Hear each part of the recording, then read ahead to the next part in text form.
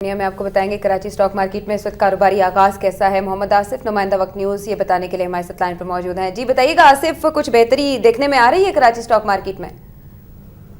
आयशा, आज भी जो है कराची स्टॉक मार्केट में नेगेटिव ही आगाज़ हुआ है। कल की 200 पॉइंट्स की मंदी के बाद आज मार्केट ने एक बार फिर नेगेटिव जोन में कारोबार का आगाज़ किया। 4 पॉइंट्स की कमी के साथ मार्केट का आगाज़ हुआ था। इस वक्त KC 100 इंडेक्स में 7 पॉइंट की कमी है। 13,864 पॉइंट पे मार्केट ट्रेड कर।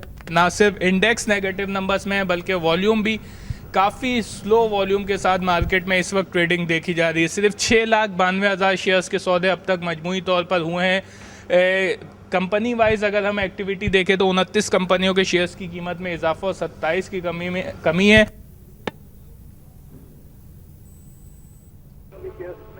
देखा गया है और इन्वेस्टर्स का ख्याल है, क्योंकि कल बजट है, आज इकोनॉमिक सर्वे है और इन्वेस्टर्स का ख्याल है कि मार्केट में जो है वो थोड़ा प्रेशर बरकरार रहेगा। इसकी 2 बेसिक वजह है। एक तो ये है कि शुमार अब तक मीडिया पर आए हैं। इकोनॉमिक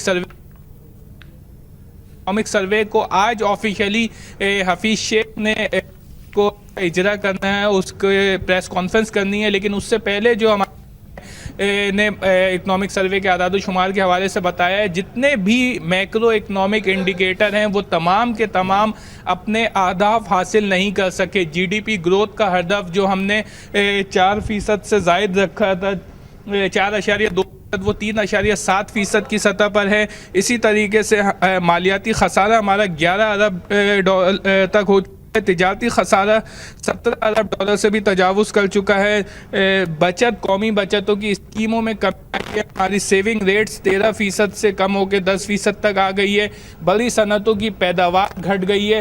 तमाम मेजर्स, हमने जितने भी इकनॉमिक इंडिकेटर्स हैं वो तमाम के तमाम जो हैं वो अपने अहदाफ हासिल नहीं कर सके हैं, चाहे वो हुकूमत के अखराजात के हदफ हो या हुकूमत की पैदावारी सलाहियत की हदफ हो। अब ये देखना है कि आज वफाकी वज़ीर ख़जाना इस तमाम चीज़ों का ब्लेम किस चीज़ पे डालते हैं। 2010 और 11 में तो ये सारा का सारा मलबा सैलाब में डाल दिया गया था कि सैलाब की तबाहकारी की वजह से मईशत की ग्रोथ रुकी थी, काफ़ी मुश्किलात हुई थी। अब देखना है ये है कि क्या इसे लॉ एंड ऑर्डर और तवानाई के बहरान के कंधे पर डाल दिया जाएगा अपनी कारकर्दगी, या नाकिस कारकर्दगी को एडमिट किया जाएगा। जी अच्छा आसिफ, जो मुल्क में मईशत की सूरत हाल है परेशान कुन है, गवर्नर स्टेट बैंक ने भी कुछ इशारे दिए। ये बताइएगा, जो सवाल है आपसे वो ये कि गवर्नमेंट तो चलें जिम्मेदारी अपनी नाकामियों की कहीं और डालने की कोशिश कर रही है और जो नेचुरल फैक्टर्स हैं उनको जिम्मेदार करार दे रही है, लोड शेडिंग को करार दे रही है, सैलाब को करार दे रही है। लेकिन इसमें जो ग्लोबल क्राइसिस है उसका किस हद तक किरदार रहा पाकिस्तान की इकोनॉमी को इस तरह से मुतासिर करने में? देखिए, ग्लोबल क्राइसिस का नाम तो लिया जाता है, लेकिन ग्लोबल क्राइसिस का इतना ज़्यादा इम्पैक्ट नहीं है जितना ज़्यादा इम्पैक्ट उनकी अपनी मार्केटों में होता है। हमारी मार्केट का साइज़ बहुत छोटा है, हम बहुत ज़्यादा इंटीग्रेटेड नहीं है पूरी दुनिया की मार्केटों से। थोड़ा बहुत इम्पैक्ट हमारी मार्केट में भी आता है, लेकिन सच अगर हम कहें कि वो तमाम की तमाम जो हमारी मईशत में बुराई है वो ग्लोबल मार्केट के क्राइसिस की वजह से है, तो ऐसा कहना इंतहाई गलत होगा। इस वक्त तमाम एशियाई स्टॉक मार्केटें मंदी की लपेट में हैं। इस वक्त तमाम यूरोपियन स्टॉक मार्केट मंदी की लपेट में है। उनके अपने मालियाती बहरान है, वहाँ कर्ज़ों का बहरान है, वहाँ पे डेमोक्रेसी जो आई है, जो चेंज हुई है, वहाँ पे जिस तरीके से उनके अपने डेट क्राइसिस हैं वो क्राइसिस हमारे यहाँ पे मौजूद नहीं है। हमारे अपने इंटरनल इश्यूज़ हैं, हमारे अपने पॉलिटिकल इश्यूज़ हैं, हमारे अपने जितने भी लॉ एंड ऑर्डर की सिचुएशन है, ये सारी चीज़ें ऐसी हैं जो हमें कंट्रोल करनी है, बाहर से किसी के इम्पैक्ट नहीं है।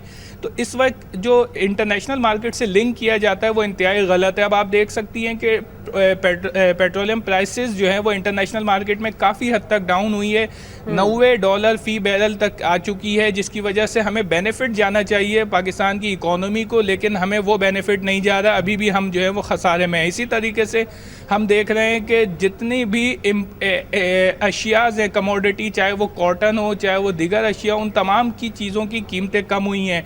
पाकिस्तान का रुपया गिरा है तो हमें इससे एडवांटेज लेना चाहिए था, अपनी एक्सपोर्ट को इंक्रीज़ करना चाहिए था, लेकिन बदकिस्मती से बिजली के बहरान की वजह से हम ये फ़ायदा भी नहीं उठा सके, और ये हमारा अपना इंटरनल मामला है कि 4 साल में हमने नेशनल ग्रिड में बिजली की पैदावार में इजाफा नहीं कर सके। ऑल्टरनेट एनर्जी डेवलपमेंट बोर्ड तो हमने बना दिया, लेकिन आज तक 4 सालों में उसने एक बल्ब जलाने के लिए भी बिजली फराहम नहीं की गई। ब्यूरोक्रेटिक सिस्टम में रहते हुए इस तरह की सिचुएशन में जिस वक्त हम यहाँ मौजूद हैं, इदारों की कारकर्दगी जो है वो किसी बैरूनी प्रेशर की वजह से नहीं है, किसी बैरूनी क्राइसिस की वजह से नहीं है, ये हमारा इंटरनल मामला है। गवर्नमेंट की यहाँ पे मुकम्मल तौर पर फेलियर दिखाई देता है। जी अच्छा बताइएगा आसिफ, अभी हमें जो लेटेस्ट फिगर्स हैं इस वक्त कराची स्टॉक मार्केट में स्क्रीन पर।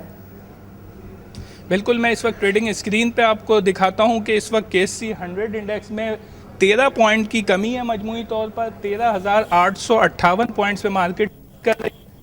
59 कीमत में कमी है, इजाफा है सॉरी, और 49